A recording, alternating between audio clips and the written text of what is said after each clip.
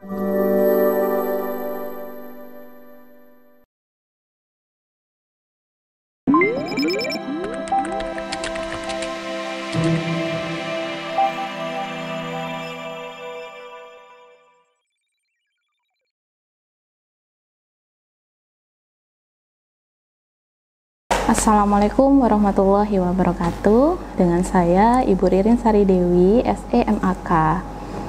Di sini Ibu akan menjelaskan mengenai materi analisis laporan keuangan. Pertemuan pertama, tinjauan analisis laporan keuangan. Uraian yang akan kita bahas pada materi ini, yang pertama adalah definisi, kedua jenis, ketiga komponen, keempat yaitu dasar analisis, kelima aktivitas bisnis, dan keenam yaitu kegunaan laporan keuangan. Yang pertama yaitu definisi dari analisis laporan keuangan. Definisi analisis bisnis. Secara umum, analisis laporan keuangan ini adalah bagian dari analisis bisnis yang lebih luas.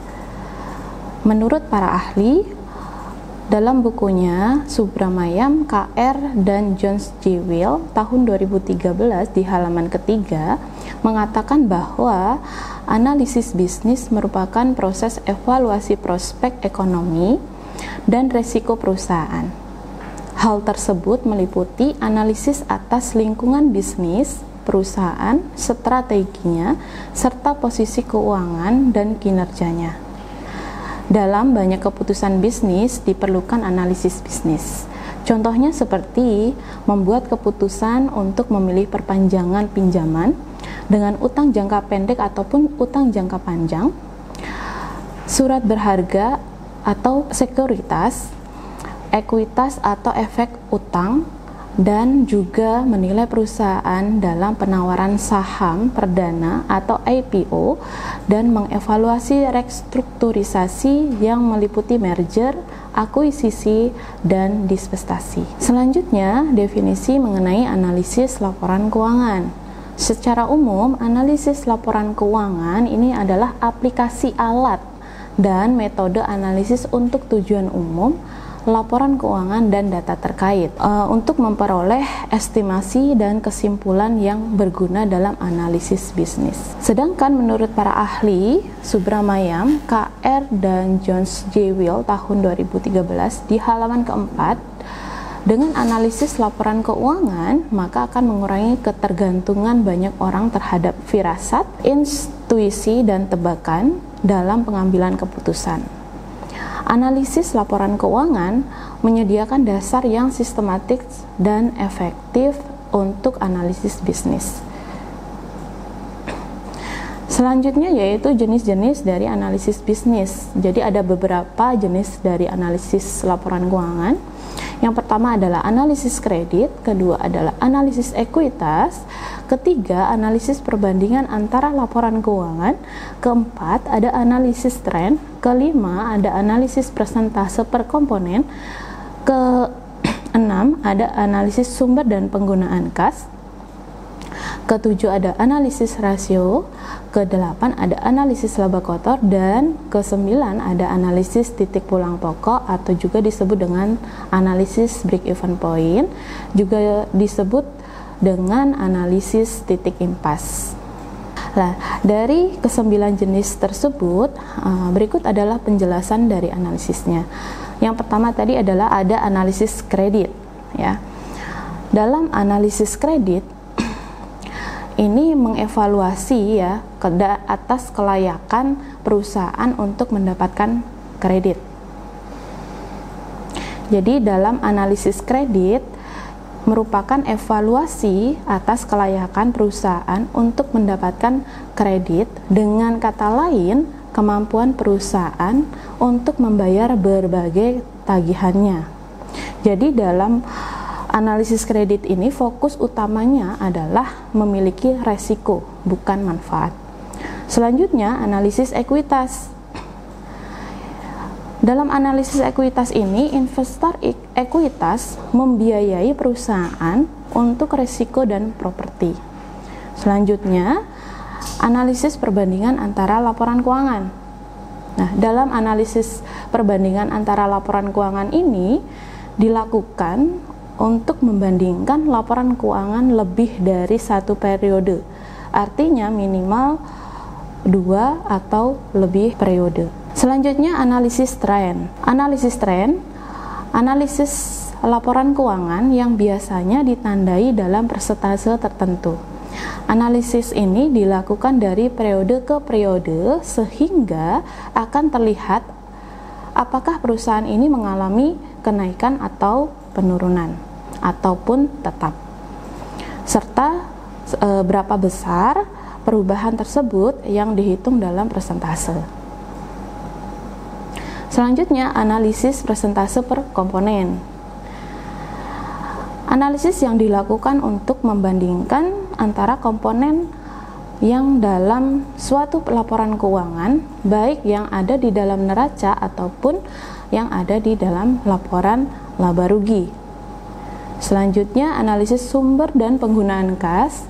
Jadi, dalam analisis sumber dan penggunaan kas ini digunakan untuk mengetahui sumber-sumber kas dan penggunaannya, dan serta mengetahui sebab berubahnya jumlah uang kas dalam suatu periode tertentu. Selanjutnya, analisis rasio. Dalam analisis rasio ini digunakan untuk mengetahui hubungan antara pos-pos yang ada dalam satu laporan keuangan atau pos-pos antara laporan keuangan neraca dan laporan laba rugi. Selanjutnya, analisis laba kotor. Analisis laba kotor ini digunakan untuk mengetahui jumlah laba kotor dari periode ke satu periode kemudian. Juga untuk mengetahui sebab-sebab perubahnya laba kotor tersebut antara periode. Selanjutnya, analisis titik pulang pokok atau analisis break even point atau juga disebut dengan analisis titik impas ya. Jadi dalam analisis titik pulang pokok ini tujuan dari analisisnya yaitu untuk mengetahui pada kondisi berapa penjualan produk dilakukan dan perusahaan tidak mengalami kerugian. Kegunaan analisis ini adalah untuk menentukan jumlah keuntungan pada berbagai tingkat penjualan. Selanjutnya, pembahasan selanjutnya yaitu komponen analisis bisnis. Jadi, dalam komponen analisis bisnis yang terkait, yang saling keterkaitan, yaitu ada analisis lingkungan, bisnis, dan strategi, ada analisis akuntansi, ada analisis keuangan, ada analisis prospektif, dan valuasi. Selanjutnya, laporan keuangan sebagai dasar analisis. Perusahaan dalam menjalankan operasinya ini terdiri atas berbagai aktivitas bisnis. Sebuah perusahaan menjalankan berbagai aktivitas bisnis untuk menyediakan produk atau jasa yang dapat dijual dan menghasilkan pengembalian investasi yang memuaskan.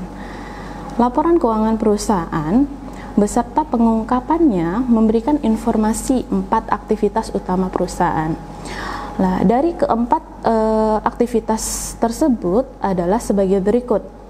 Yang pertama adalah aktivitas perencanaan, yang kedua adalah aktivitas investasi, yang ketiga ada aktivitas pendanaan, dan yang keempat adalah aktivitas operasi.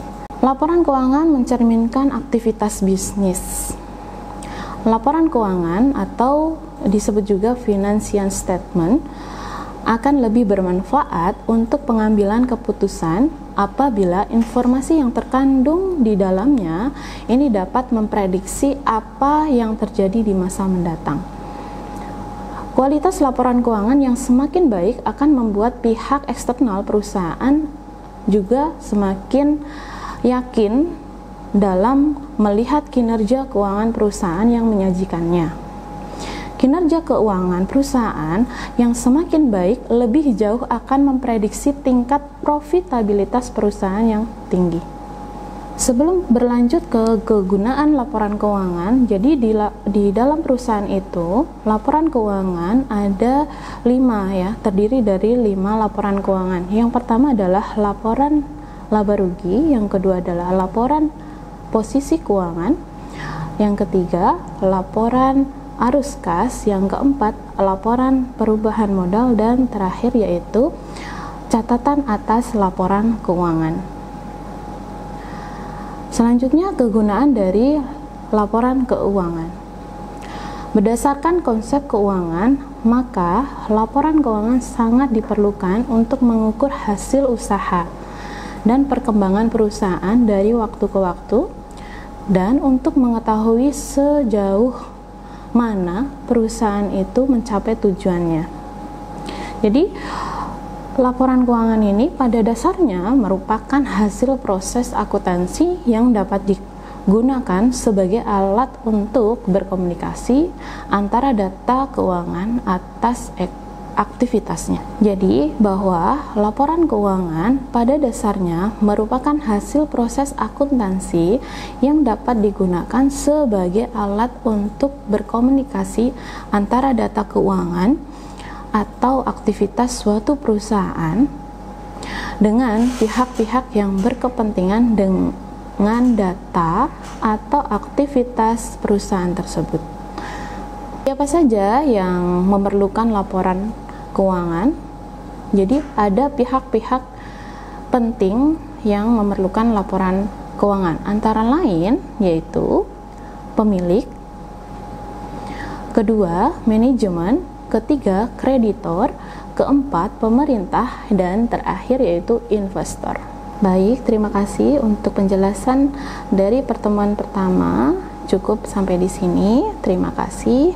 Wassalamualaikum warahmatullahi wabarakatuh.